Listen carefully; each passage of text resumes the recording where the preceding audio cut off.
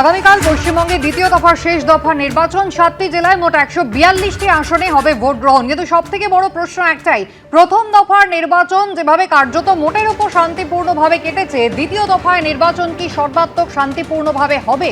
প্রথম দফার থেকেও বেশি ভোট দ্বিতীয় দফায় পড়বে, ভোটাররা নির্ভয় ভোট দিতে পারবেন, শেষ বেলাতেও আশ্বাস দিচ্ছেন CEO Manoj Agarwal.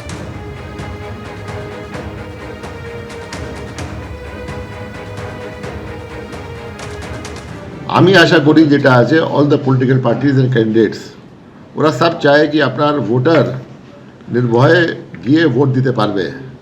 This is a constitutional right, statutory right, and this right cannot be deprived of any eligible voter. আমি গিয়েছি যে আছে 4-5টা জেলা গিয়েছি, কিছু গ্রামও গিয়েছি, কিছু ভালনারেবল এরিয়া গিয়েছি যেটা ডিএম চিহ্নিত করেছিলেন। আমরা অনেক লোক সাথে কথা করলাম, প্রত্যেক মানুষ রেডি আছে ভোট দেওয়ার জন্যে। অ্যান্ড এখন একটা মাপদণ্ড হয়ে গেছে 93% ইন দ্য ফেজ 1। তো মানুষ যে ফেজ 2তে যেখানে আমি গেলাম সব জায়গায় বললো কি ওখানে ফার্স্ট ফেজে 93 হতে পারে, আমরা এর থেকে বেশি করে চেষ্টা করব। প্রত্যেক মানুষই বললো কি আমরা বুঝে গেছি কি ভোট আমাদের রাইট আছে, আমরা গিয়ে ভোট দেব।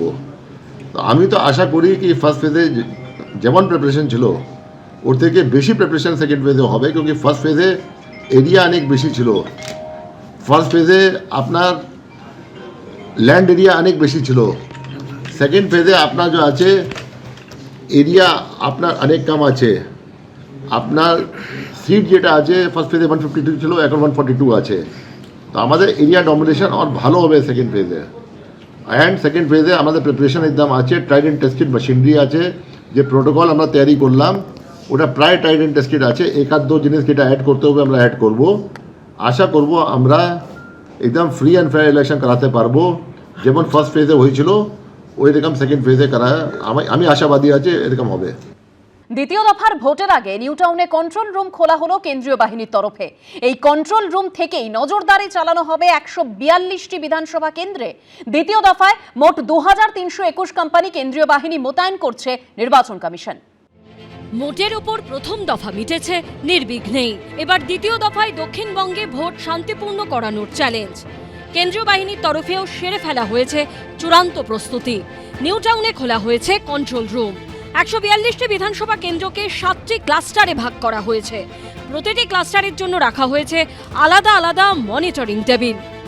কেন্দ্রীয় বাহিনী যারা একেবারে ফিল্ডে নেমে এই নির্বাচনটা নিরাপত্তা দেখবে, তাদের যে ইন্টিগ্রেটেড কন্ট্রোল রুম সেখানে আমরা দেখতে পাচ্ছি এরকম বিভিন্ন ক্লাস্টারে ভাগ করা হয়েছে, এবং 1 থেকে দেখতে পাচ্ছি এরকম 7 নম্বর পর্যন্ত ক্লাস্টারে ভাগ করা হয়েছে। যে ক্লাস্টারগুলিতে একেবারে অফিসাররা থাকছেন, এবং সেখানে যেমন ক্লাস্টার 6 সেখানে ডায়মন্ড হারবার, সুন্দরবন, বসিরহাট, পিডিতে ভাগ করা রয়েছে। অর্থাৎ কোন জায়গায় কি পরিস্থিতি রয়েছে, সেটা গ্রাউন্ড রিপোর্ট কি রয়েছে সেটা কিন্তু একেবারে গোটা বিষয়টা ইনফরমেশন এখানে প্রোভাইড করা হবে। এবং এখানে কিন্তু সমস্ত বিভাগের যেমন হচ্ছে SSB, CRPF, ITBP, BSF, CISF, তাদের সমস্ত সিনিয়র অফিসাররা ভোটের দিন এখানে থাকছে। हम लोग के द्वारा ये पैनिक बटन सिस्टम नहीं है, बेसिकली इमरजेंसी रिस्पांस सिस्टम है। किसी भी प्रकार का इमरजेंसी रिस्पॉन्ड होगा तो इसके ऊपर किया जाता है। ये नंबर्स हमारे ग्राउंड लेवल की ट्रूप्स के पास में, ये हम लोग के द्वारा जहां पर फोर्स भेजनी है वहाँ फोर्स भिजवाई जाती है। सारी चीज़ें इसके द्वारा की जा रही है। बहुत सारी डिफरेंट लेवल्स की इन्फॉर्मेशन है, जहाँ पे डिस्ट्रिक्ट से भी कोऑर्डिनेट करना पड़ता है। वो सारी इन्फॉर्मेशन है। ঠিক কোন এলাকা থেকে অভিযোগ আসছে এর জন্য বিশেষ ম্যাপে আসবে সংকেত। সেখানে একটা ম্যাপ সবসময় চালু রয়েছে, অর্থাৎ কোন জায়গায় বাহিনী উপস্থিত রয়েছে এবং সেখানে কারা কারা সেখানে উপস্থিত রয়েছে, বাহিনীর কোন সিনিয়র অফিসার সেখানে রয়েছে, এই রকম বিষয়ে কিন্তু একবারে ম্যাপ খোলা থাকছে।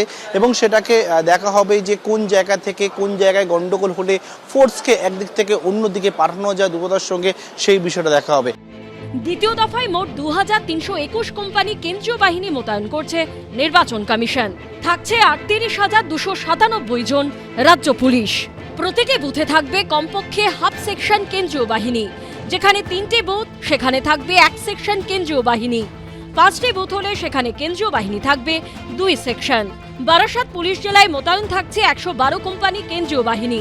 বনগাঁয় থাকবে 62 কোম্পানি, বিধাননগরে 50 কোম্পানি, ব্যারাকপুরে 160 কোম্পানি, ডায়মন্ড হারবারে 134, বারুইপুরে 161 কোম্পানি, হাওড়া গ্রামীণ পুলিশ জেলায় 147 কোম্পানি, কৃষ্ণনগর পুলিশ জেলায় 158 কোম্পানি, পূর্ব বর্ধমানে 260 কোম্পানি এবং কলকাতায় মোতায়েন থাকবে 273 কোম্পানি কেন্দ্রীয় বাহিনী। ইতিমধ্যেই নিউ মার্কেট এলাকায় বাইকে করে নাইট পেট্রোলিং করছে কেন্দ্রীয় বাহিনী। পার্থপ্রতিম ঘোষ, রুমা পাল ও সুকান্ত মুখোপাধ্যায়ের রিপোর্ট, এবিপি আনন্দ। বাইকে বিধিনিষেধ নিয়ে হাইকোর্টে সিঙ্গেল বেঞ্চের নির্দেশে সামান্য পরিবর্তন আনলো ডিভিশন বেঞ্চ। সোমবার থেকেই বাইক মিছিল ও গ্রুপ রাইডিং বা দল বেঁধে অনেকে মিলে বাইক নিয়ে বেরোনোর ক্ষেত্রে নিষেধাজ্ঞা জারি করল আদালত। সোমবার থেকেই অর্থাৎ দ্বিতীয় দফার ভোটের 48 ঘন্টা আগে থেকে বাইক মিছিল ও গ্রুপ রাইডিং বা দল বেঁধে অনেকে মিলে বাইক নিয়ে বেরোনোর ক্ষেত্রে নিষেধাজ্ঞা জারি করল কলকাতা হাইকোর্ট। বাইকে বিধিনিষেধ নিয়ে সিঙ্গেল বেঞ্চের নির্দেশে সামান্য পরিবর্তন আনলো ডিভিশন বেঞ্চ।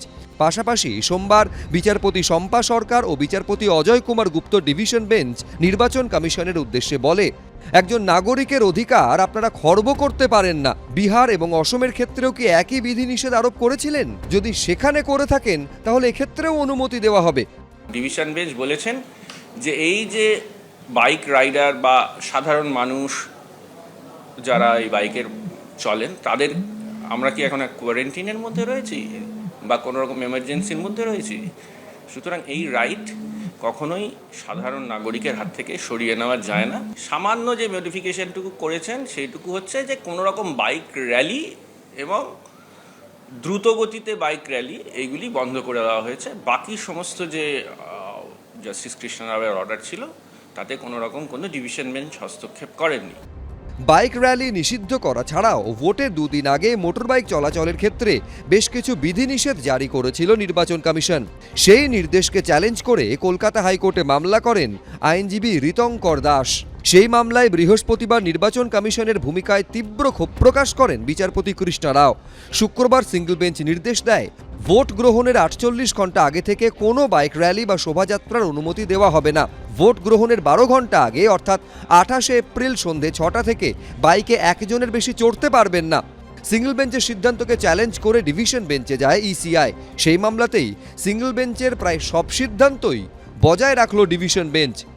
বিচারপতি বললেন যে এখানে কি এমার্জেন্সি জারি হয়েছে এবং এই মোটর বাইক যেটা সাধারণ নিম্নবিত্ত, মধ্যবিত্ত এবং এক শ্রেণীর উচ্চবিত্ত মানুষের দৈনন্দিন জীবনযাত্রার একটা অঙ্গ, তার ওপর নিষেধাজ্ঞা জারি করার বিষয়ে মহামান্য আদালতের কি কমেন্ট সেটা আমরা দেখেছি। নির্বাচন কমিশন যা খুশি করছে, আগামী পরশুদিন অবধিও যা খুশি করবে, সবই থাকবে, সবই চলবে, মানুষ হই হই করে ভোট দেবে। প্রসঙ্গত রবিবারই বাইক বাহিনীর বিরুদ্ধে ভোটারদের উদ্দেশ্যে হুমকি দেওয়ার এই ভিডিও প্রকাশ করে নির্বাচন কমিশন।